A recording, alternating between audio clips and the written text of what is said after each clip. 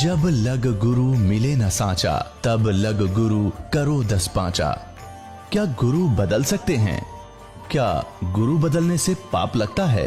अध्यात्म के इस मैदान में आखिर सही गुरु कौन है?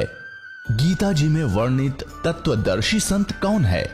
इन सभी प्रश्नों के उत्तर जानने के लिए अवश्य सुनिए जगत गुरु तत्वदर्शी संत रामपाल जी महाराज के मंगल प्रवचन। सत साहिब दर्शकों, मनुष्य जीवन में सच्ची शांति और संतोष की खोज में विभिन्न परंपरागत साधनाओं को अपनाता है, लेकिन फिर भी उसका जीवन कष्टों से घिरा रहता है, जिससे वह नास्तिकता की ओर चला जाता है।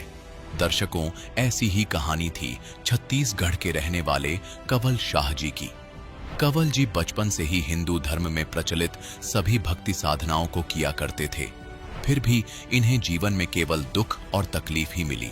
लेकिन दर्शकों, आज कंवल जी का कहना है कि जब से मैंने संत रामपाल जी महाराज से नाम दीक्षा ली है, तब से मेरे जीवन में अद्भुत चमत्कार होने लगे हैं। दर्शकों, आखिर कंवल जी ऐसा क्यों कह रहे हैं? आखिर क्यों कंवल जी ने अन्य धर्म गुरुओं की बजाय संत रामपाल जी महाराज की शरण ग्रहण की? आखिर इसके पीछे की सच्चाई क्या है? सुनते हैं कंवल जी की कहानी, उन्हीं की जुबानी। नमस्कार सर। नमस्कार सर। क्या नाम है आपका? मेरा नाम कंवल साहब पैकरा है। कंवल जी, आप कहाँ से हैं? ग्राम नर्मदापुरा, जिला सरगुजा, अंबिकापुर, छत्तीसगढ़ का है। कंवल जी, संत रामपाल जी महाराज से नाम दीक्षा आपने कब ली? संत रामपाल जी महाराज से 12 फरवरी 2013 में नाम लिया। कंवल जी, क्या काम करते हैं आप? मैं पुलिस विभाग में प्रधान आरक्षक के कार्य पर पदस्थ हूँ। कंवल जी, अभी तक क्या क्या भक्ति साधनाएं की हैं आपने? संत रामपाल जी महाराज से जुड़ने से पहले मैं संसार में जो चलता है पारंपरिक भक्ति, शिव जी का, दुर्गा जी का और कई देवी स्थानों का, ये सब भक्ति करता था। और कहीं भी सत्संग होता था, जैसे भागवत कथा वगैरह, तो नज़दीक में रहता था तो मैं जाता रहता था, ये भक्ति करता रहता था।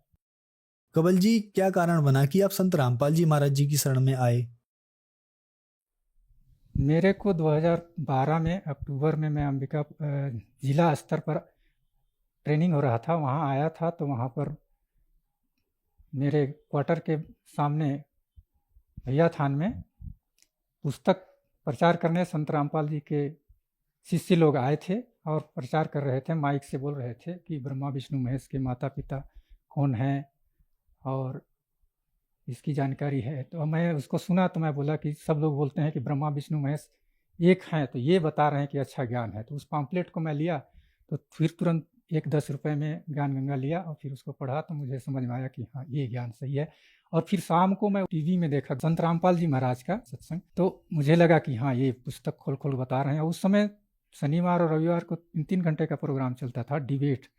तो उसको देखा, पूरा खोल खोल के बता रहे थे गुरुजी। तो इस ज्ञान तो ये था ही नहीं, ब्रह्मा विष्णु महेश का ज्ञान भी बताया कि ये इनके माता कौन है, पिता कौन है।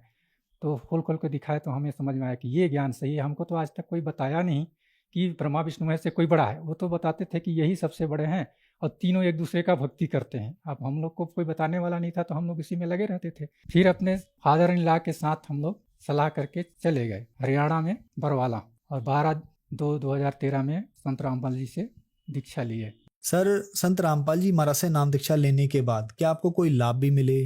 आध्यात्मिक ज्ञान का लाभ हुआ, जैसे सभी चीज़ को जान गए और मनुष्य का क्या कर्तव्य है ये भी पता चला। पहले तो यही जानते थे कि खाना है, मरना है, यही जानकारी था, और मोक्ष का कोई जानकारी ही नहीं था। भगवान है बोलते थे, लेकिन भगवान कुछ कर नहीं सकता। दुख तो हमारा हट नहीं रहा था, मेरे को साटिका हो गया था। तो उसमें साटिका हुआ 2006 से, धीरे धीरे 9-10 में बहुत ज़्यादा बढ़ गया था, काम करने में दिक्कत हो रही थी, मैं चल फिर नहीं पा रहा था, 100 मीटर भी चलना मुश्किल था। और इसी बीच कई जगह इलाज कराए, जैसे कि हॉस्पिटल, लोकल हॉस्पिटलों में गए, तो उन लोग तो बोले कि इसका इलाज यहाँ नहीं है, आप बाहर जाके देख लीजिए। तो कोई बताया कि नहीं, झारखंड में एक शुक्ला जी हैं, बहुत अच्छा डॉक्टर हैं, तो वहाँ गए। वहाँ भी गए तो 15 दिन उनका दवाई खाए और सब इंजेक्शन वगैरह सब एक्सरे करवाए, तो वो भी कहे कि कुछ राहत मिलेगा तो आना, नहीं तो फिर ऑपरेशन करना ही पड़ेगा आपको। तो फिर उसके बाद मैं वहाँ नहीं गया, 15-20 दिन कहा, उनका कुछ लाभ नहीं मिला। फिर इसके बाद थोड़ा थोड़ा करके इसका इलाज झाड़ फूँक तरफ भी गए हम लोग, और घर में भी और परेशानी था, बच्चों को भी था। तो झाड़ फूँक तरफ गए तो ये का झाड़ फूँक करने वाला बताया कि आपके यहाँ परेशानी है। मेरे को तो नहीं बताए, हमारे पत्नी को बताए थे कि आप कुछ दिन बाद विधवा हो जाएंगे, जल्दी ही विधवा होंगी। ये 10 की बात है। 10 के बाद उसके बाद बोल रहे थे कि फलाने जगह एक्सीडेंट हो इनका और वहाँ पर उनका बड़ा घटना हो सकता है। लेकिन वो ये भी बता दिए थे कि 2012 के बाद आप कोई सत्य के पास पहुँच जाएंगे तो आपका एक दुख कट सकता है, कट जाएगा, टल जाएगा। यदि आप नहीं पहुँच पाएंगे तो इसमें आपको घाटा हो सकता है। और मेरी पत्नी को भी बीमारी था, बच्चेदानी में उनका इंफेक्शन आ गया था और उसको डॉक्टर बोल दिए थे 2008 में इसको निकालना पड़ेगा, अभी दवाई खाते रहिए, कुछ दिन बाद उसको लास्ट में निकालना ही पड़ेगा। ये सब बीमारियों के बाद ये ज्ञान मिल गया हमको 2013 में, और 13 में पहुंच गए संत रामपाल जी के पास। उसके बाद मेरा बीमारी तो 6 महीना में ठीक हो गया, पत्नी का भी दुख दर्द खत्म हो गया। ये हमको लाभ हुआ, मेरा शारीरिक लाभ हुआ। डॉक्टर द्वारा मेरे को ऑपरेशन का सलाह दिए थे, इसको दवाई से बोले कि नहीं ठीक होगा और इसको बाहर जाके इलाज कराना पड़ेगा। ये साटिका का प्रॉब्लम था, कमर में दर्द था जो झुक गया था कमर, ये दास टेढ़ा चलता था वो सीधा चला, और अब आज के डेट में पूर्ण रूप से ठीक हो गया। ऑपरेशन कराने की आवश्यकता नहीं पड़ी और गुरुजी के आशीर्वाद से ठीक हो गया। ये रिपोर्ट आप सब जनता देख सकते हैं। पत्नी के बच्चेदानी का इंफेक्शन को भी निकालने के लिए डॉक्टर के द्वारा बता दिया गया था, जो 2012 के 13 के बाद जो दीक्षा पत्नी को भी ले गया। मेरे पत्नी का डॉक्टरों के द्वारा ये बताया गया था और एक्सरे करके बाहर दिखाया गया था कि उनके बच्चेदानी में इंफेक्शन है और वो बढ़ रहा था। उसको कुछ दवाई से स्लो कर रहे थे, लेकिन बोले कि लास्ट में अब ये ठीक नहीं होगा, इसका ऑपरेशन ही करना पड़ेगा। जब हम लोग 2013 में नाम दीक्षा संत रामपाल जी महाराज से लिए, उसके बाद उनका भी दर्द खत्म हो गया और आज तक उनका कोई दवाई नहीं चल रहा है। उनके आशीर्वाद से ही ये सब ठीक है, ठीक हो गया। अविदास का जब एक्सीडेंट हुआ था वहाँ पर मृत्यु होना था, हुआ भी, और जो इसने बताया तांत्रिक ने और भी कुछ बताया था जो प्रमाण के आधार पर मैं कह सकता हूँ कि इसको कैसे प्रमाणित कर सकते हैं कि आपको एक्सीडेंट से मृत्यु होना था। तो हमारे घर में वो बताए थे कि आपके बड़े भाई की मृत्यु आपके माता जी से पहले होगा, और वैसे ही हुआ, और जो जंतर मंतर करता है उसको भी कठिन परेशानी होगा, ऐसा वो बताए थे जो आपके घर में प्रेत भेजता है। तो वो सब आज सभी बच्चे ठीक हैं। पहले हर 2 महीना 3 महीना में हॉस्पिटल से इलाज कराने जाते थे, आज परमात्मा की कृपा से, संत रामपाल जी की कृपा से हम लोग सब ठीक हैं, स्वस्थ हैं। और परमात्मा का आर्थिक स्थिति तो परमात्मा पहले से ही छोटा सा नौकरी दिए है तो चल ही रहा है। और पहले पैसा नहीं बचता था, ये दास पहले आता था उधर से लाए, कहीं से 2 नंबर का बिल आते थे, अब इसको भूल भूलने की ज़रूरत ही नहीं है। तो उसमें मिला के फिर परमात्मा जैसे बोलते हैं संत रामपाल जी, इधर से लाओ और उधर और दे दो, तो ऐसा ही होता था, वो बचता नहीं था। अब दीक्षा लेने के बाद कुछ पैसा बच रहा है, अनावश्यक खर्च भी नहीं हो रहा है। ईमानदारी से नौकरी करता हूँ आजकल, तो एक पैसा किसी से लेते नहीं है। सर, आपके गुरुजी संत रामपाल जी महाराज बहुत ही अच्छे समाज का निर्माण कर रहे हैं। आपने ही बताया कि आप एक ईमानदार जिंदगी व्यतीत कर रहे हैं, तो जो दर्शक आज आपको देख रहे हैं और वो भी संत रामपाल जी महाराज से नाम दीक्षा लेना चाहते हैं तो कैसे ले सकते हैं? जो दर्शक देख रहे हैं आज टीवी में इस इंटरव्यू को या सत्संग को, नीचे पट्टी है, इसमें नंबर है, उसमें से एक SMS करके ज्ञान गंगा का पुस्तक मंगाएं और पढ़ें और सत्संग सुने और उसको मिलाएं अपने शास्त्रों में और उसको विश्लेषण करें, और उसके बाद अपना ज्ञान के आधार पर फिर से मोबाइल में उनका वो नंबर पूछ लें और नामदान केंद्र नज़दीक का बता दिया जाएगा। फिर संत रामपाल जी महाराज से दीक्षा ले लेंगे। धन्यवाद सर। सच्चा है। दर्शकों, अभी आपने सुने संत रामपाल जी महाराज से दीक्षा प्राप्त करके सुखी हुए भक्त के अनुभव। अब देखिए जगत गुरु तत्वदर्शी संत रामपाल जी महाराज के मंगल प्रवचन। तो यहाँ ये भी बताया कि उल्टे लटके हुए संसार रूपी वृक्ष के सभी विभागों से जो परिचित है, स वेदविद, वो वेद के तात्पर्य को जानने वाला अर्थात तत्वदर्शी संत है। उसके पश्चात परमेश्वर के 15वें अध्याय के 4थे श्लोक में लिखा है, तत्वदर्शी संत की प्राप्ति के उपरांत परमेश्वर के उस परम पद की खोज करनी चाहिए जहां जाने के बाद साधक लौटकर कभी संसार में नहीं आते। और जिस परमेश्वर ने सारे ब्रह्मांडों की रचना की है, और केवल उसी की भक्ति करो। गीता ज्ञानदाता अपने से अन्य उस पुरुषोत्तम परम अक्षर ब्रह्म की भक्ति करने के लिए कहता है, जिससे आपकी जन्म और मरण छूटेगा। 7वें अध्याय के 29वें श्लोक में गीता ज्ञानदाता कहता है कि मेरे इस ज्ञान का जो आश्रय कर लेता है, यानी तत्वदर्शी संत की जो खोज कर लेता है और तत्व ज्ञान से जो परिचित हो जाता है, जरा मरण मोक्षाय माम आश्रित ये तंती ये तत्ब्रह्म विदु कर्षणम अध्यात्म कर्मम च अखिलम।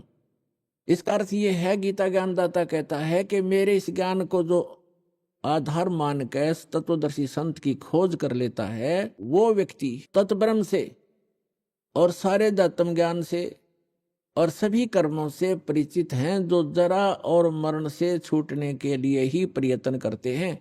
जरा माने वृद्ध अवस्था का दुख और मरण माने मृत्यु। इस बुढ़ापे के दुख और मृत्यु के दुख से जो छूटने के प्रयत्न कर रहे होते हैं, वे उस तत्ब्रह्म से परिचित हो चुके हैं और मेरे इस ज्ञान का आश्रय कर लिया है। उन्होंने तत्वदर्शी संत की खोज कर ली है। वो तत्ब्रह्म से परिचित हैं, सारे अध्यात्म ज्ञान से परिचित हैं और यहाँ सब कर्मों से परिचित हैं। वो यह संसार की किसी वस्तु की इच्छा नहीं करते। वो केवल जरा माने वृद्धावस्था के दुख से और मरण माने मृत्यु से छूटने का ही प्रयत्न करते हैं। अब श्रीमद् भगवत गीता अध्याय नंबर 8 के श्लोक नंबर 1 में अर्जुन ने पूछा, किम तत्ब्रह्म किम अध्यात्म किम कर्म पुरुषोत्तम। अब गीता ज्ञानदाता तो श्री कृष्ण ने पुरुषोत्तम मान रहा था, जय विष्णु, और ये तो कहता पुरुषोत्तम कोई और है। फिर भी जो ये तो अर्जुन की सोच है, किम पुरुषोत्तम। अब यहां अर्जुन ने पूछा कि वो तत्ब्रह्म क्या है, वो कौन है जिसके जानने के बाद केवल जरा और मरण से छूटने का ही प्राणी प्रयत्न करता है साधक, और कोई वस्तु की डिमांड इस लोक की नहीं करता। इसका भाव ये है। अब गीता ज्ञानदाता गीता अध्याय नंबर 8 के श्लोक नंबर 3 में कहता वो परम अक्षर ब्रह्म है, यानी गीता ज्ञानदाता से अन्य है। इसलिए 8वें अध्याय के 5 और 7 श्लोक में गीता ज्ञानदाता कहता मेरी भक्ति कर, युद्ध भी कर और मुझ में आस्था रख, भावत रह, मुझे प्राप्त होगा। अपना मंत्र बताता 8वें अध्याय के 13वें श्लोक में, ओम इति एकाक्षरम ब्रह्म व्यवहारण माम अनुस्मरण यह प्रयाति तजंदेहम सयाति परमाम गतिम। मुझ ब्रह्म का केवल एक ओम अक्षर है, नथिंग एल्स, इसके अतिरिक्त कुछ नहीं। उच्चारण करके सिमरण करता हुआ यह प्रयाति तजंदेहम, जो शरीर छोड़कर जाता है, सयाति परमाम गतिम, वो ओम से मिलने वाली परम गति को प्राप्त होता है। ओम से क्या प्राप्ति होती है? ब्रह्मलोक मिलता है, क्योंकि ये ब्रह्म का मंत्र है। और गीता अध्याय नंबर 8 के श्लोक नंबर 16 में कहा है कि ब्रह्मलोक पर्यंत ये सभी लोक पुनरावर्ती में, उनके वहां जाने के बाद भी लौटकर जन्म मृत्यु में प्राणी आते। ये वो स्थान नहीं है जहां जाने के बाद साधक फिर लौटकर कभी नहीं आते। 15वें अध्याय के जो 4थे श्लोक में कहा है।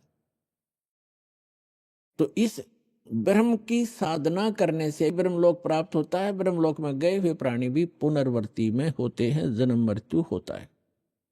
इसलिए 18वें अध्याय के 62वें श्लोक में कहता अर्जुन, तू सर्वभाव से उस परमेश्वर की शरण में जा, उसकी कृपा से ही तू परम शांति और सनातन परम धाम को प्राप्त होगा, उस परमेश्वर की ही कृपा से। और उसका मंत्र बता दिया 17वें अध्याय के 23वें श्लोक में कि ओम तत् सत इति निर्देश है ब्रह्मण त्रिविध समर्थ है। ब्रह्मण माने सच्चिदानंद घन ब्रह्म, यानी परम अक्षर ब्रह्म के प्राप्ति का, उस लोक की प्राप्ति का, जहां जाने के बाद साधक फिर लौटकर कभी संसार में नहीं आते, उसके वो मंत्र है ओम तत् सत। अपना तो गीता ज्ञानदाता ने 8वें अध्याय के 13वें श्लोक में बता ही दिया कि मुझ ब्रह्म का केवल ओम मंत्र है।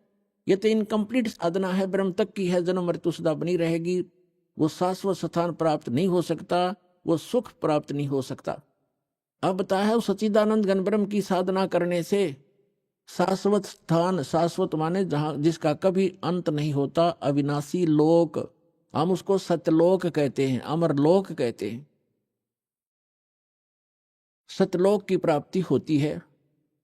तो उसका मंत्र है ओम तत्सत। ओम तो सरपुरुष का, इस ब्रह्म का, और तत् जो है ये अक्षर पुरुष का साधना मंत्र है। तत् ये सांकेतिक है, तत् नहीं, ये अन्य मंत्र है, ये कोड वर्ड है, सांकेतिक शब्द है।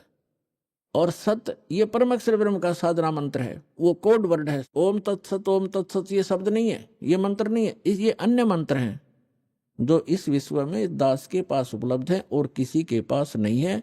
यदि इस दास से वो मंत्र प्राप्त करके कोई स्वयंभू संत बनकर ये प्रदान करता है, वो अपना जीवन नाश कर रहा है, और जिनको वो नाम दे रहा है वो अधिकारी नहीं है।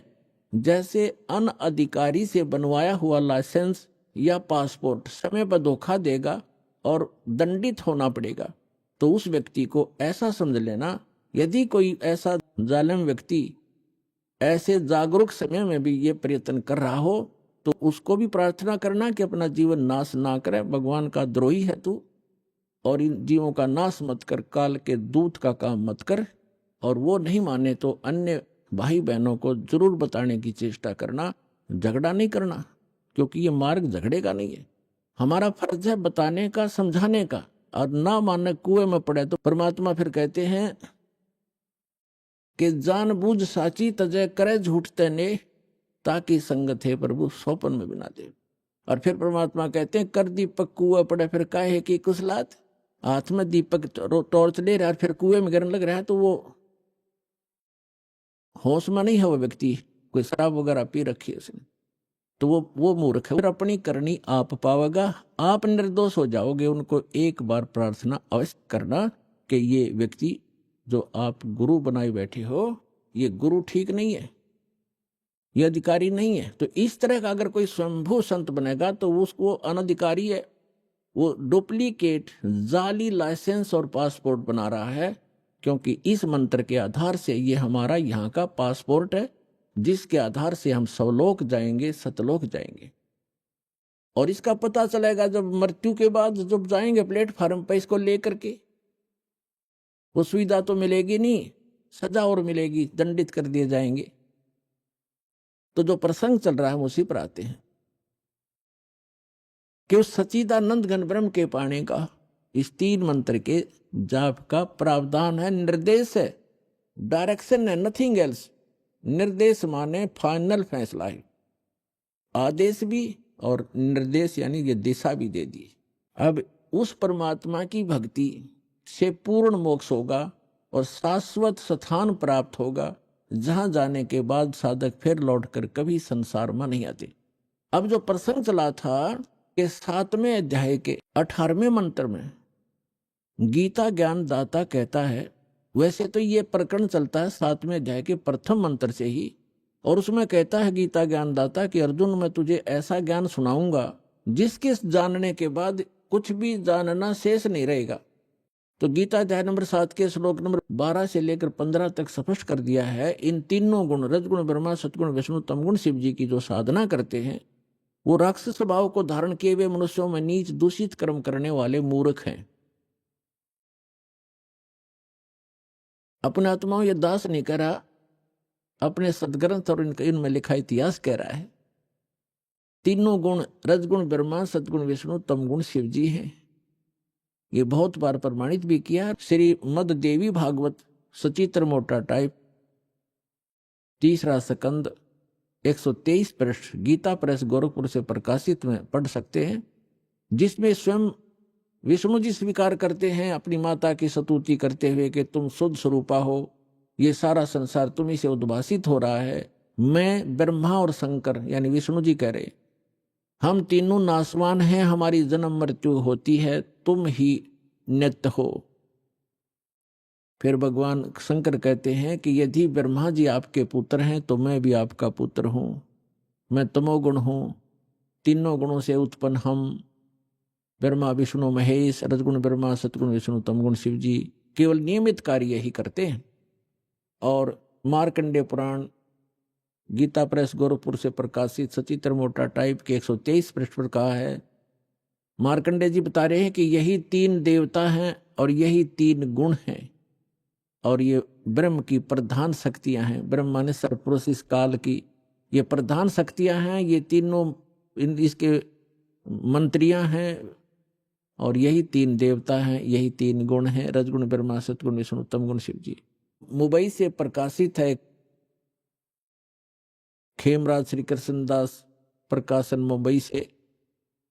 उसके तीसरे सकंद में लिखा है, शंकर भगवान खुद कहते हैं कि यदि आप हमारे ऊपर दया युक्त हैं, हे माता मुझे तमोगुण क्यों बना दिया, विष्णु जी को सतोगुण क्यों बना दिया, ब्रह्मा जी को रजोगुण क्यों बना दिया। इति सिद्धम रजगुण ब्रह्मा सतगुण विष्णु तम गुण शिव जी है। तो श्रीमद् भगवत गीता अध्याय नंबर 7 के श्लोक 12 से लेकर 15 का निष्कर्ष ये है कि गीता ज्ञानदाता ये सरपुरुष है, ब्रह्म है, और ये कह रहा है कि इन तीनों गुणों रजगुण ब्रह्मा सतगुण विष्णु तम गुण शिव जी की जो साधना करते हैं, इनको इष्ट रूप में पूजते हैं, ये राक्षस स्वभाव को धारण किए हुए मनुष्यों में नीच दूषित कर्म करने वाले मूर्ख, ये मुझे नहीं भजते, यानी ब्रह्म साधना भी नहीं करते। अब यहां थोड़ा सा निष्कर्ष देना पड़ेगा कि तीनों गुणों के उपासक यानी ब्रह्मा जी, विष्णु जी, शिव जी के उपासकों को राक्षस स्वभाव का क्यों कहा, दूषित यानी बुरे कर्म करने वाला मूर्ख और नीच क्यों कहा। जैसे रजगुण ब्रह्मा की साधना की थी, पूजा की थी हिरण्यकशिपु ने, और ऐसा दुर्बुद्धि प्राणी स्वयंभू भगवान बन गया, अपने पुत्र प्रहलाद का शत्रु बन गया, ऐसे कैर ढाई उस प्यारी आत्मा पर कुत्ते वाली मौत मारा गया, असुर स्वभाव राक्षस कहलाया। कहते हिरणाकुश छाती तड़वाई और ब्राह्मण बाणा कर्म कसाई। ब्राह्मण माने भक्त, कर्म तो दिखे तो भगत साधना करता, और ऐसे कर्म करे, कैर तोल दिया उस बालक के ऊपर, अपने पुत्र पर, इन मान बढ़ाई के भूख्यान। तो इससे दुष्ट और कौन होगा, नीच दूषित कर्म करने वाला मूर्ख, या जल्लाद के काम करे, उसने अपने पुत्र का दुश्मन बन बैठा और अपनी अंत में दुर्गति को प्राप्त हुआ, राक्षस कहलाया। कहते हिरणाकुश छाती तुड़वाई और ब्राह्मण बाणा और कर्म कसाई।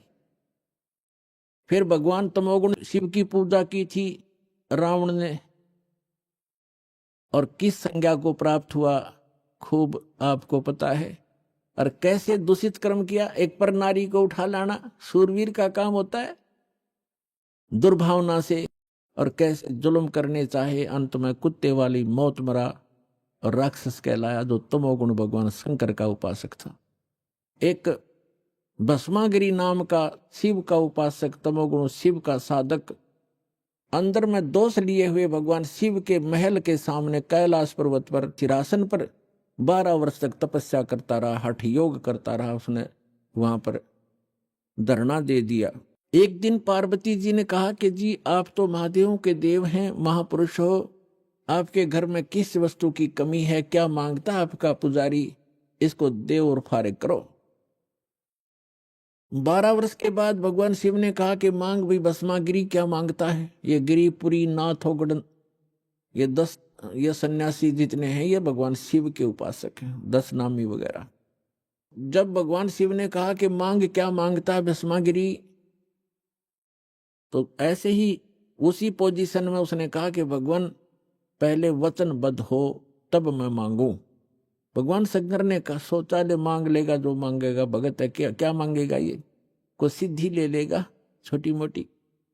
तो उसने कहा ठीक है भाई मैं वचनबद्ध हो गया। भगवान शिव ने कहा तो भस्मागिरी खड़ा हो गया और कहा अपना भस्म कंडा मुझे दे दो, जो हाथ में भगवान शिव ने पहन रखा था। उस कड़े में ऐसी शक्ति थी कि जिसके सिर पर ऐसे करके भस्म बोल दिया तो वो ऑटोमेटिक उसको फूंक देता था, उस वचन से ही वो अपना काम करता था। इस बात का ज्ञान था उस भस्मागिरी ने। और भस्मागिरी क्या दूषित सोच लेकर साधना कर रहा था कि इस कड़े को प्राप्त करके भगवान शिव को मार दूंगा और पार्वती को अपनी पत्नी बनाऊंगा।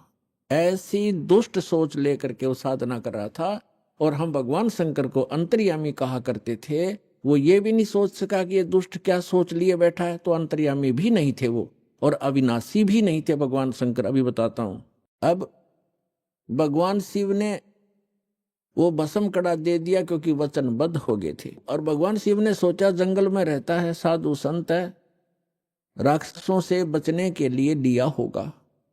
ज्यों ही भस्मागिरी के हाथ में भस्म कड़ा आया, उसने तुरंत तेवर बदल लिए और ऐसे अभद्र आकृति बनाकर कहने लगा कि होले शिव होशियार, तुझे मारूंगा, पार्वती को अपनी पत्नी बनाऊंगा, मेरा यही उद्देश्य था, आज मैं सक्सेस हुआ।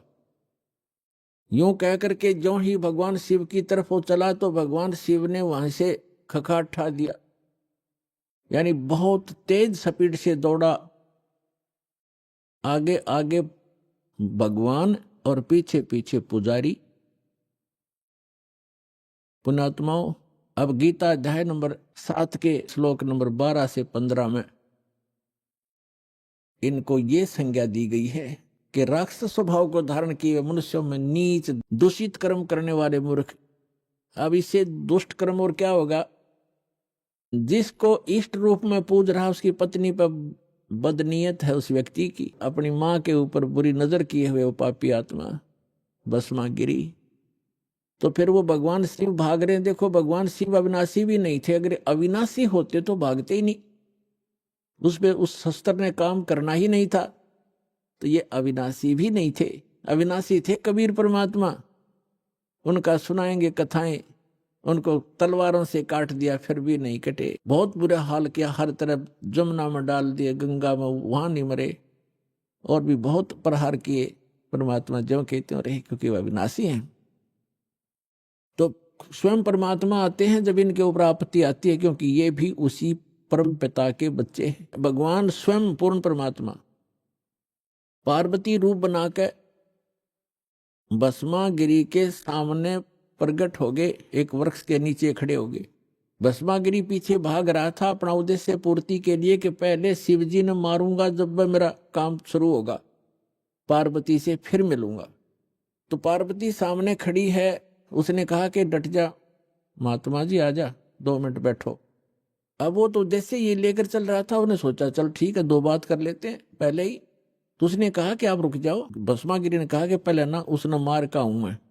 तो पार्वती रूप में परमात्मा ने कहा कि वो तो आपके निकट आएगा ही नहीं, 100 किलोमीटर से उड़ा शिव नहीं डटेगा, अब नहीं रुकेगा, आप खड़े हो जाओ। तो भस्मागिरी रुक गया। तो वहां भगवान ने पार्वती रूप में कहा कि कुछ डांस डूंस करके दिखा ताकि मैं प्रसन्न हूं तेरे से। तो भस्मागिरी ने कहा कि मैं डांस नहीं जानता हूं, नाचना नहीं आता है, क्योंकि मैं साधु संत फकीर हूं, मैंने कभी ऐसा डांस सीखा नहीं। तो पार्वती रूप में परमात्मा ने कहा ला मैं सिखाती हूँ, इस हाथ को ऐसे करो, इसको ऐसे करो, इस पैर को ऐसे करो, ऐसे करो। वो तो पागल मस्त हो लिया था बकवादों में, वह जैसे कह रहे हैं वैसे करें। जब सिर पा लिया ना वो कड़े वाला हाथ, जब कह दिया भस्म वही मर गया, भस्म हो गया, राख होगी इसकी, जल गया। कड़े को लेकर विष्णु रूप धारण करके खुद पूर्ण परमात्मा भगवान शंकर के पास पहुंचे। शंकर जी ने कहा कि भाग ले विष्णु, आ जा जल्दी। भगवान विष्णु ने कहा कि रुक जा, जिस भय से आप भाग रहे हो वो मैंने नाश कर दिया है, भस्मागिरी को मैंने भस्म कर दिया है गंडत नाच नचा के, और देख ये कड़ा मेरे पास है। तब भगवान शिव कुछ रुके और कहा कहाँ जलाया आपने? उस राख को देख लिया जब दिल की धड़कन शांत हुई, उस शंकर भगवान की भस्मागिरी की राख को देख करके अपने आत्मा। उसके बाद वो भस्मा असुर कहलाया, राक्षस। तो ये बताया है कि ये राक्षस स्वभाव को धारण किए हुए मनुष्यों में नीच दूषित कर्म करने वाले त्रिगुण उपासक, रजगुण ब्रह्मा सतगुण विष्णु तम गुण शिव जी के उपासक।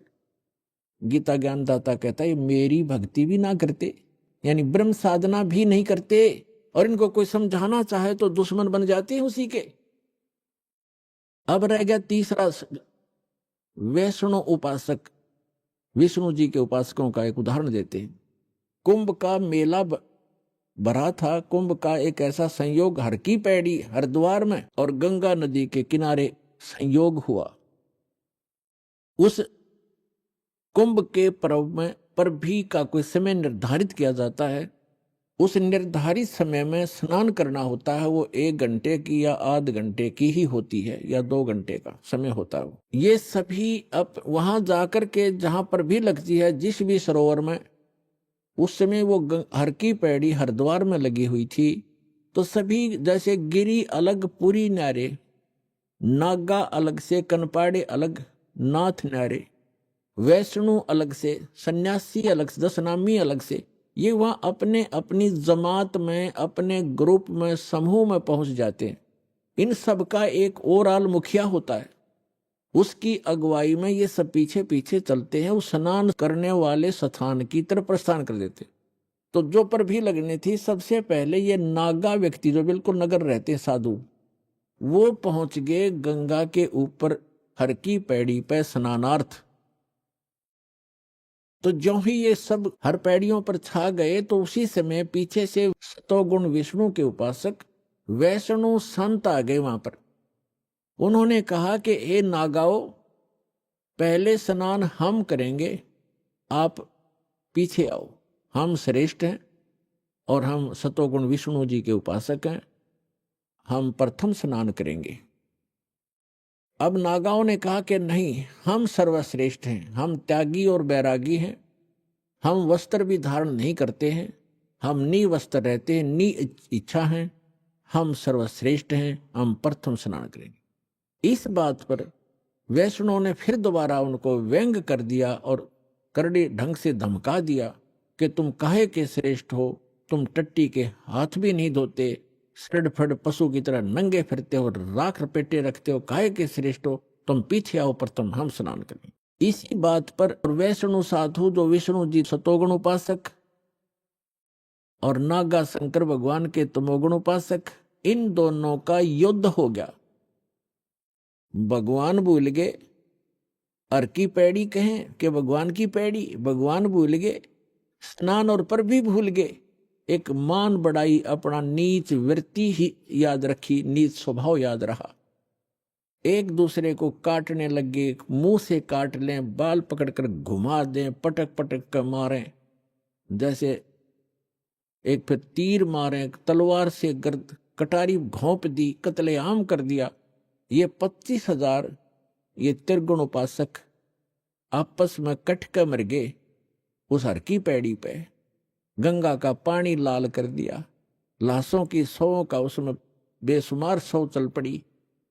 अब यहां उस सूक्ष्म वेद में सच्चिदानंद घन ब्रह्म की वाणी में परमात्मा ने कहा कि तीर तुपक तलवार कटारी और जमधड़ जोर बधावे हैं, हर पैड़ी हर हेत नहीं जाना, वहां जा कर्द चलावे हैं और काटे शीस नहीं दिल करुणा, ये जग में साध को आवे हैं, और जो जन इनके दर्शन को जावे उनको भी नरक पठावे। कि वो गुट्टी उन पावेंगे, जो इनके शेष बनेंगे ये शिक्षा उनको देंगे, काटो मरो, काय के लिए? एक मान बढ़ाई के लिए, नहाने के लिए।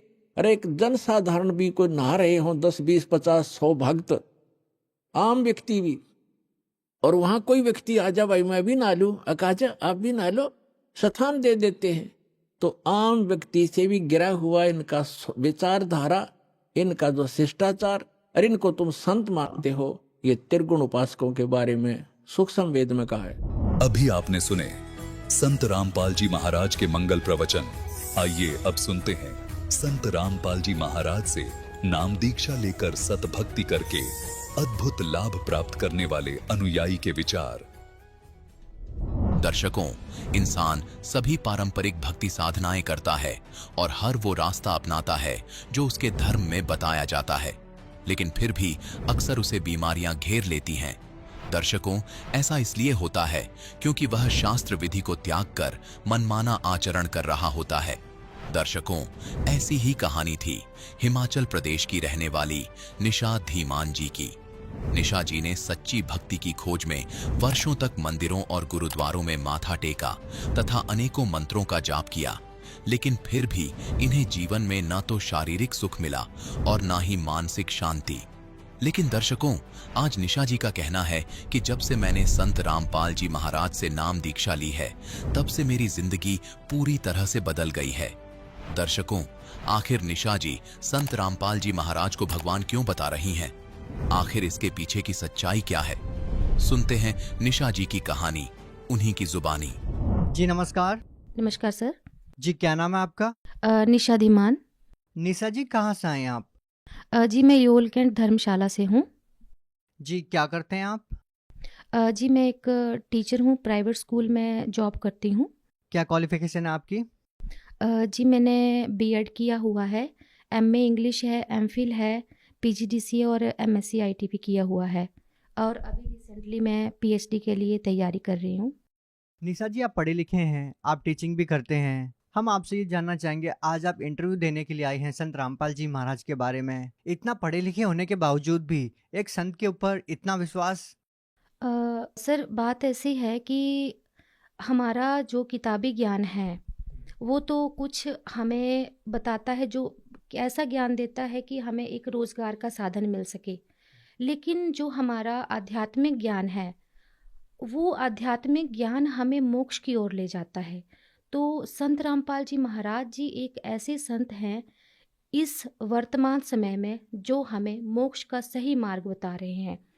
तो सब संतों का ज्ञान सुनने के पश्चात, सब संतों के शरण में जाने के पश्चात अंत में मुझे सिर्फ संत रामपाल जी महाराज जी का ज्ञान सही लगा, इसलिए मैंने संत रामपाल जी महाराज जी की शरण ग्रहण की। आपने संत रामपाल जी महाराज से पहले और किसको गुरु बनाया जिनसे आपने पहले नाम दीक्षा ली हो? सर मैंने संत रामपाल जी महाराज जी की शरण ग्रहण करने से पहले मैं सबसे पहले माता की पूजा करती थी। जब मैं 3 साल की थी उस समय से ही मैंने माता दुर्गा की पूजा करना शुरू कर दिया था। 9 दिन मैंने माता के व्रत रखे हैं, दुर्गा सप्तशती का पाठ किया है, सोमवार का व्रत भी रखती थी, मंगलवार का भी, वीरवार का भी, शुक्र का भी और शनिवार का भी, यानी हर प्रकार की साधना मैंने की। इसके अतिरिक्त मैंने पीरों से भी दीक्षा ली, उनकी बाणियाँ भी ग्रहण की, और इसके अलावा हम गुरुद्वारे में भी जाते थे, मंदिरों में भी जाते थे, शिव जी की पूजा भी मैंने बहुत की। घर में पारद का शिवलिंग रखा हुआ था, तो हर सोमवार को उस पे जल चढ़ाना, मतलब बहुत ज़्यादा पूजा पाठ मैंने किया। इसके अलावा मैंने राधा स्वामी पंथ से जो ठाकुर सिंह महाराज हैं उनसे भी मैंने नाम दीक्षा ग्रहण की थी। मैं 11 साल उनकी शरण में रही, लेकिन जिस दिन मैंने उन संत की शरण ग्रहण की थी उस दिन से ही मेरे पर दुखों का पहाड़ टूट पड़ा, यानी मुझे मेरी पढ़ाई के अकॉर्डिंगली मतलब पूरा लाभ नहीं मिल पा रहा था। इसके अलावा मैंने डॉक्टर श्रीमाली जो हैं उनसे भी शरण ग्रहण की थी, लेकिन मुझे कहीं भी सेटिस्फेक्शन नहीं मिला, तो अंत में मुझे सिर्फ संत रामपाल जी महाराज जी की शरण में ही जाना पड़ा। निशा जी जैसे कि आपने बताया कि पहले आप देवी दुर्गा की भी भक्ति करते थे, और आपने बताया कि पहले आप राधा स्वामी पंथ में भी रहे हैं, और अब आपने संत रामपाल जी महाराज से नाम दीक्षा ली है। हम आपसे ये जानना चाहेंगे कि क्या कारण रहा कि आपने राधा स्वामी पंथ छोड़कर संत रामपाल जी महाराज से नाम दीक्षा ली? सर ऐसा है कि इतनी भक्ति करने के बावजूद भी जब मेरी शादी होगी तो उसके बाद जो है मेरी हालत ख़राब होने लगी। ऐसा हुआ कि मुझे जो है वो दर्द रहने लगी। मैंने जब डॉक्टर को दिखाया, मेरा बड़ा बेबी तब 3 महीने का था, तो डॉक्टर बोलने लगे कि आपके जो है वो ब्लैडर में स्टोन है और ये निकलवाना ही पड़ेगा। मुझे राधा स्वामी पंथ में जो संत ठाकुर सिंह महाराज हैं, दुर्गा माता पर बहुत ज़्यादा विश्वास था कि मेरा कष्ट ये काट देंगे और मुझे किसी ऐसी सिचुएशन से नहीं गुजरना पड़ेगा, लेकिन ऐसा कुछ नहीं हुआ। मुझे काफ़ी कष्ट सहना पड़ा। जब बेबी मेरा बड़े वाला बेटा 3 मंथ का था, उस टाइम मेरा ऑपरेशन हुआ। हालांकि उससे 3 महीने पहले मेरा सिजेरियन हुआ था। 3 महीने के बाद मेरा गॉल ब्लैडर जो है वो रिमूव कर दिया गया। उसके ठीक 1 साल बाद मेरी किडनी में स्टोन था, तो डॉक्टर ने बोला कि आपका किडनी जो है वो ख़राब हो चुका है, और मैं स्टाम्प पेपर पे लिख के देता हूँ कि दुनिया की कोई भी ताकत जो है वो आपकी किडनी को ठीक नहीं कर सकती है। लेकिन मैंने बोला ठीक है, अब जो भी होगा वो देखा जाएगा। तो डॉक्टर ने जो है वो डीजे स्टंटिंग करी, स्टंट डाला मेरे किडनी में, क्योंकि दोनों किडनी में स्टोन था। जैसे तैसे करके उन्होंने रिमूव किया। फिर भी वो थक्का जैसा वो किडनी में जमा ही रहा। चलो वो भी हो गया, जैसे तैसे टाइम निकाल लिया। उसके 2 साल बाद फिर से मुझे जो है वो दर्द पड़ी। मैंने फिर से चेकअप करवाया, डॉक्टर बोलते कि सेम कंडीशन, हमें समझ नहीं आ रहा ये काला का सा जो ब्लैक जैसा थक्का जमा हुआ है ये क्या है। तो फिर ब्लड, मेरे को यूरिन में बहुत ज़्यादा ब्लड आता था और बैठना मुश्किल हो जाता था, तो ब्लड क्लॉट्स आते थे। फिर बहुत ज़्यादा क्रिटिकल कंडीशन थी, यानी मेरी हालत इतनी ख़राब हो गई थी, मैं धीरे धीरे जो है वो डिप्रेशन की ओर जो थी वो बढ़ रही थी। और इसके अलावा जो था वो मुझे सांस की भी प्रॉब्लम रहने लगी, सांस भी मेरी बैठे बैठे रुक जाती थी। एक बार क्या हुआ, हमने सुबह ब्रेकफास्ट किया सारी फैमिली ने, और मैं बैठी थी और मेरा सांस रुक गया एकदम से। तो उस टाइम जो है मुझे रियलाइज़ हुआ कि सभी, पूरी फैमिली मेम्बर्स मेरे पास में बैठे हुए हैं, लेकिन मुझे कोई कोई मेरी हेल्प कर नहीं सकता इस टाइम, क्योंकि एक सांस की कीमत जो है वो मुझे उस टाइम जो है वो समझ आई। तो इस तरह से मैंने जो है वो काफ़ी पूजा पाठ किए। जब मुझे कोई लाभ नहीं मिला तो मेरे मन में यही सवाल उठता था, गुरु को जो है वो भगवान से भी ज़्यादा ऊंचा दर्जा दिया गया है, तो अब मेरे साथ ऐसा क्यों हो रहा है कि मुझे कोई लाभ नहीं मिल पा रहा है। निशा जी, एक बात बताइए, आपने इतने सालों तक तरह तरह की पूजाएं की, आप 11 साल तक राधा स्वामी पंथ में भी रहे, तो हम आपसे ये जानना चाहेंगे कि इन सब चीज़ों के बावजूद आप संत रामपाल जी महाराज जी की शरण में कैसे आए? भगत जी, मैं एमफिल कर रही थी, जब मेरा डेज़र्टेशन का काम पूरा चला हुआ था, तो उस टाइम जो है मुझे फ़ीवर आया। फ़ीवर इतना आया कि मेरी कंडीशन बहुत ज़्यादा ख़राब हो गई। मैं जो है उस प्रोजेक्ट को कंप्लीट करने में बहुत ज़्यादा असमर्थ हो गई। तो हमारे एक फैमिली मेंबर हैं, मेरे चाचा जी, उन्होंने मुझे जो है ज्ञान गंगा बुक दी। मुझे उसे उसे पढ़कर काफ़ी अच्छा लगा, और मुझे लगा कि यही सही ज्ञान है। इस तरह से मैंने 10 फरवरी 2014 को संत रामपाल जी महाराज जी की शरण ग्रहण की। निशा जी, आप एक पढ़े लिखे इंसान हैं और आपने संत रामपाल जी महाराज जी का ज्ञान सुना, उसके बाद आपने उनसे नाम दीक्षा ली। देखिए, संत रामपाल जी महाराज के बारे में ये कहा जाता है कि वो देव देवताओं की भक्ति छुड़वाते हैं। आपने संत रामपाल जी महाराज जी के सत्संग सुने, उनकी पुस्तकें पढ़ी, उसके बाद नाम दीक्षा ली, तो क्या वाकई में संत रामपाल जी महाराज देव देवताओं की भक्ति छुड़वाते हैं?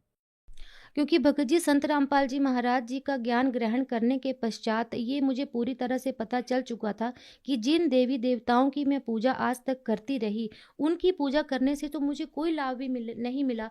वो जो है वो मेरा कष्ट नहीं काट सकते थे। इवन दुर्गा माता ने भी मुझे एक बार खुद आके बता दिया था कि मैं कर्म के लेख को नहीं काट सकती हूँ।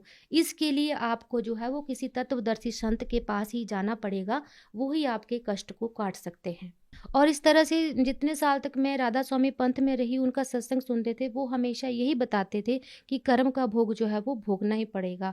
और इसके अलावा अनेक देवी देवताओं की पूजा भी करते थे, तो उनकी पूजा करने से भी हमें कोई लाभ नहीं मिलता था, हमें कर्म का भोग जो है वो भोगना ही पड़ता था। संत रामपाल जी महाराज जी ने वेदों को खोल के बताया कि जो पूर्ण परमात्मा कबीर साहिब हैं, वो हमारे 3 ताप को और कर्मों के जो पाप हैं हमारे, उनको काट सकते हैं। तब हमें संत रामपाल जी महाराज जी पर भरोसा हुआ और हमने उनसे नाम दीक्षा लेकर उनकी शरण ग्रहण की। निशा जी, जैसा कि आपने बताया कि आप बचपन से ही देवी दुर्गा की भक्ति करते थे और उसके बावजूद भी आपके दुखों का निवारण नहीं हुआ और भी आपको बहुत सारे कष्ट देखने को मिले, तो फिर आपने 11 साल तक राधा स्वामी पंथ में रहकर भक्ति की।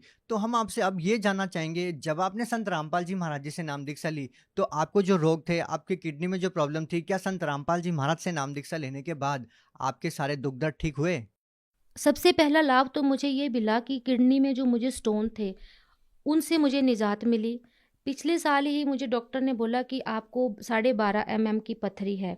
मैंने परमात्मा के चरणों में अरदास लगाई, संत रामपाल जी महाराज जी के चरणों में अरदास लगाई कि मुझे ऐसी-ऐसी प्रॉब्लम है। डॉक्टर ने मुझे बोला कि आप या तो पीजीआई चले जाइए या तो आप आईजीएमसी चले जाइए। तो मैंने वहाँ जाने की बजाय संत रामपाल जी महाराज जी ने जो भक्ति बताई है, उस पर विश्वास करके, संत रामपाल जी महाराज जी के शब्दों पर विश्वास करके परमात्मा की भक्ति की और मुझे पूर्ण लाभ मिला। तो निशा जी, आपकी किडनी में जो पथरी थी वो कैसे ठीक हुई? वो जो स्टोन थी वो भक्ति करने से ही अपने आप ठीक होती चली। और उससे पहले जब मेरी किडनी में प्रॉब्लम थी तो उससे पहले मेरा 2 बार ऑपरेशन हुआ था। लेकिन संत रामपाल जी महाराज जी की शरण ग्रहण करने के पश्चात सही भक्ति करने से, उनकी बताई गई भक्ति विधि करने से मुझे संत रामपाल जी महाराज जी ने किडनी के प्रॉब्लम से राहत दी। यहाँ तक कि जो मेरे ब्लड क्लॉट्स निकलते थे किडनी से, यूरिन में जो ब्लड क्लॉट्स निकलते थे, उनसे भी मुझे निजात मिली। संत रामपाल जी महाराज जी की शरण में आने के पश्चात मेरी सालों की पुरानी बीमारी, कोलाइटिस जैसी बीमारी, किडनी की बीमारी, अस्थमा की बीमारी, फिर जो डिप्रेशन की बीमारी है, माइग्रेन की बीमारी है, इन सभी बीमारियों से मुझे राहत मिली है। तो इस तरह से मुझे संत रामपाल जी महाराज जी की शरण में आने के बाद बहुत सारे लाभ हुए हैं। सर, एक बार क्या हुआ कि वो शाम के टाइम में आरती कर रही थी, हस्बैंड भी सोए हुए थे और बच्चे भी आराम कर रहे थे। जो मेरे सास ससुर हैं वो भी घर पर नहीं थे। तो मैंने क्या किया कि मैंने बोला सब्जी बना लेती हूँ पहले, उसके बाद मैं जो है संध्या आरती करूँगी। मैं गैस बंद करना भूल गई। फिर मैं संध्या आरती करने बैठ गई तो कम से कम 35 मिनट जो है वो 35 से 38 मिनट संध्या आरती में लग ही जाते हैं। मैं बैठी रही आराम से। जब संध्या आरती ख़त्म होने वाली थी तो मुझे एकदम से याद आया कि मैंने तो सब्जी रखी है गैस पर चढ़ा के और वो तो जल जाएगी आज। हे परमात्मा, आज मैं कैसे खाना खिलाऊंगी घर वालों को, और आज तो मतलब ये जल गई, अब मैं क्या बनाऊंगी। परमात्मा, अब मैं आपकी शरण में हूँ, अब मैं बैठी हूँ, अब आप ही सब कुछ करेंगे। तो कुछ देर बाद क्या हुआ कि किचन में जैसे बर्तनों की आवाज़ आने लगी। जैसे कुकर में सब्जी डाली थी तो उसको कोई हिला रहा है, ऐसा मुझे लगा। तो मैं थोड़ी देर के लिए डर गई। मैंने बोला पता नहीं क्या चीज़ है, और बस 2 मिनट के लिए ये चीज़ हुई और उसके बाद जो है वो कोई आवाज़ नहीं हुई। तब तक संध्या आरती भी ख़त्म हो गई। मैं उठ के रूम्स में गई, सब सारा चेक किया कि अभी हस्बैंड उठ गए होंगे या बच्चे, बड़ा बेटा उठ गया होगा, शायद उन्होंने किया होगा। तो वो आराम से सो रहे थे और इसके अलावा घर में कोई भी नहीं था। फिर जब मैंने देखा तो बर्तन जो थे वो रखे हुए थे और मतलब एक चम्मच था, उस पर सब्जी लगी हुई थी। और मैंने जब कुकर में सब्जी को देखा तो सब्जी जली नहीं थी। हालांकि वो सब्जी जो है वो 35 मिनट तक जो है वो गैस पर रखी हुई थी। तो इस तरह से संत रामपाल जी महाराज जी आके यहाँ तक इतना कर जाते हैं कि मतलब परमात्मा, संत रामपाल जी महाराज जी बोलते हैं कि अगर आप परमात्मा की सही भक्ति करते हैं, उनके बताए भक्ति मार्ग पर चलते हैं, तो परमात्मा आपके घर पे आके बैठ जाते हैं। तो ये बात जो है मेरे साथ बिल्कुल सच साबित हुई है। निशा जी, एक बात बताइए, आप देवभूमि हिमाचल से बिलोंग करते हैं और यहाँ पर भी संतों की भरमार है, तो फिर हम आपसे जानना चाहेंगे कि हरियाणा इतनी दूर जाकर श्रद्धालु संत रामपाल जी महाराज जी से नाम दीक्षा क्यों ले? क्योंकि संत तो अनेक हैं, लेकिन सच्चा संत जो है वो सिर्फ एक ही होता है। और संत रामपाल जी महाराज जी जो हैं इस टाइम इस पूरे विश्व में अकेले एक ऐसे संत हैं जो शास्त्रों के अनुकूल साधना विधि बता रहे हैं, और उस भक्ति को करके अनेक लोगों को बहुत सारे लाभ मिल रहे हैं। निशा जी, एक बात बताइए, संत रामपाल जी महाराज जी तो बहुत ही सिंपल से साधारण से दिखने वाले संत हैं। ना वो भगवा वस्त्र धारण किए होते हैं, ना वो अपनी बड़ी बड़ी दाढ़ी रखते हैं, ना गले में मालाएं डाल के रखते हैं। तो फिर लोग संत रामपाल जी महाराज जी को कैसे पहचान पाएंगे कि वो एक संत है? सर, मेरा मानना है कि संत की पहचान उसके कपड़ों से, उसके पहनावे से नहीं होती है कि उसने लाल पीले कपड़े, बड़ी बड़ी जटाएं, दाढ़ी, माथे पे तिलक लगा लगा रखा हो, मालाएं डाल रखी हों। लेकिन अब हमारे संत रामपाल जी महाराज जी जो हैं दिखने में साधारण है, लेकिन उनके पास ही वो पूर्ण ज्ञान है जो विश्व में किसी भी संत के पास नहीं है। क्योंकि संत रामपाल जी महाराज जी जो हैं वो शास्त्रों को खोल खोल के बता रहे हैं, शास्त्र विधि बता रहे हैं, शास्त्र अनुकूल साधना बता रहे हैं, और हम सबको इतने सारे लाभ दे रहे हैं। तो इस वजह से हम जो है अन्य संतों की शरण में जाने की बजाय संत रामपाल जी महाराज जी की शरण में ही जाएं, ताकि हमें पूर्ण लाभ मिल सके और सबसे बड़ा हमें मोक्ष मिल सके। आप भगत समाज को क्या संदेश देना चाहते हैं? भगत समाज को मैं यही संदेश देना चाहती हूँ कि आप सभी संत रामपाल जी महाराज जी की शरण में आइए और उनकी शरण ग्रहण कीजिए, because Sant Rampal ji Maharaj is the only saint in the whole world who is telling the true path of salvation. इनके अलावा और कोई भी संत जो है वो शास्त्र विरुद्ध साधना दे रहे हैं। इसके अलावा सर मैं आपको एक और बात बताना चाहती हूँ।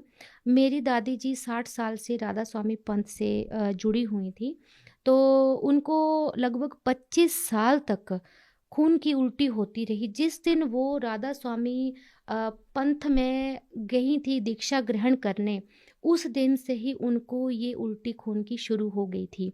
तो 25 साल तक तो मैंने भी देखा है कि उनको खून की उल्टी होती रही है। लेकिन जैसे ही संत रामपाल जी महाराज जी की शरण में हम गए, उस दिन हम 400 किलोमीटर का सफ़र तय करके बरवाला गए, तो हम देखकर हैरान थे कि उनको कोई उल्टी नहीं हुई। वो बिल्कुल ठीक ठाक संत रामपाल जी महाराज जी के शरण में पहुंची, वहाँ पे नाम दीक्षा ग्रहण की, और उसी दिन हम 400 किलोमीटर वापस आए। तो हम इस चमत्कार को देखकर हैरान थे कि जिनको इतने सालों से खून की उल्टी हो रही है, वो आज बिल्कुल तंदुरुस्त हैं और घर में आके सबसे ज़्यादा एक्टिव वही थे। तो आप सभी से यही निवेदन है कि आप सभी संत रामपाल जी महाराज जी को समझो कि ये कोई आम इंसान नहीं है, ये खुद पूर्ण परमात्मा है, क्योंकि पूर्ण परमात्मा ही हमें घोर कष्ट से मुक्ति दिला सकते हैं। इस तरह से मैं यही कहना चाहती हूँ, सर्व समाज से यही निवेदन है मेरा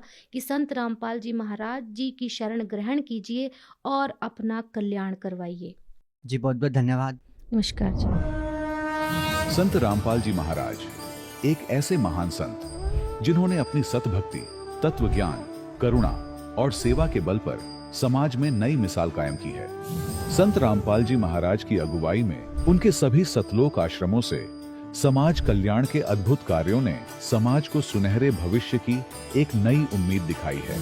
संत रामपाल जी महाराज से नाम दीक्षा लेने के बाद लाखों लोगों की लाइलाज बीमारियां जैसे कैंसर, एड्स आदि ठीक हुई। संत जी के ज्ञान से प्रेरित होकर उनके अनुयायियों ने लाखों यूनिट रक्तदान किया। संत जी ने लाखों बहन बेटियों का दहेज मुक्त विवाह करवाया।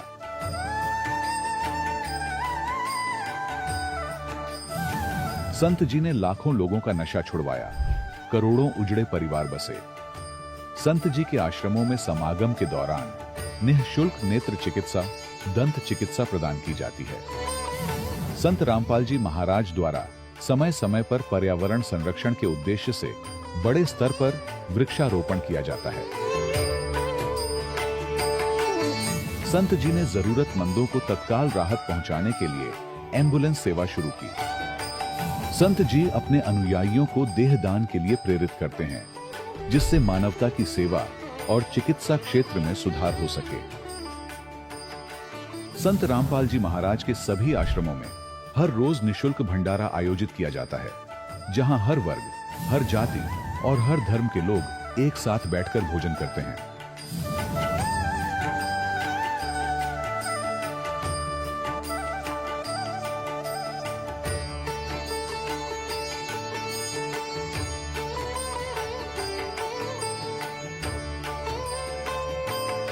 संत रामपाल जी महाराज के आश्रम में हजारों बुजुर्गों को सम्मान और प्यार के साथ जीवन जीने का अवसर मिलता है। उनके खाने, रहने और स्वास्थ्य की पूरी जिम्मेदारी संत रामपाल जी महाराज उठाते हैं। अनाथ बच्चों के लिए संत रामपाल जी महाराज के सभी आश्रम किसी वरदान से कम नहीं।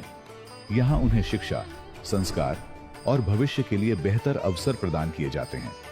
चाहे बाढ़ हो, भूकंप या महामारी, संत रामपाल जी महाराज और उनके अनुयायी हमेशा ही जरूरतमंदों के लिए सबसे आगे खड़े रहते हैं। कोविड महामारी के दौरान संत रामपाल जी महाराज के आश्रमों से करोड़ों लोगों के लिए भोजन, दवाइयां और जीवन रक्षक सामग्रियां उपलब्ध कराई गई। चाहे गरीब की मदद हो या किसी शोषित और पीड़ित वर्ग के हक और सम्मान की लड़ाई, संत रामपाल जी महाराज ने हमेशा ही उनकी दबी आवाज को सरकारों तक पहुंचाया है और उन्हें उचित न्याय दिलवाने में अहम भूमिका अदा की है। समाज में आध्यात्मिक और सामाजिक मूल्यों के प्रति जागरूकता लाने में संत रामपाल जी महाराज हर कदम पर मानवता के सच्चे सेवक साबित हुए हैं। संत रामपाल जी महाराज का जीवन हमें सिखाता है कि सच्ची सेवा वही है जो निस्वार्थ भाव से की जाए। आइए हम भी इस महान सेवा के कार्य में इस महान संत से जुड़ें और संत रामपाल जी महाराज से नाम दीक्षा लेकर अपने जीवन को धन्य बनाएं।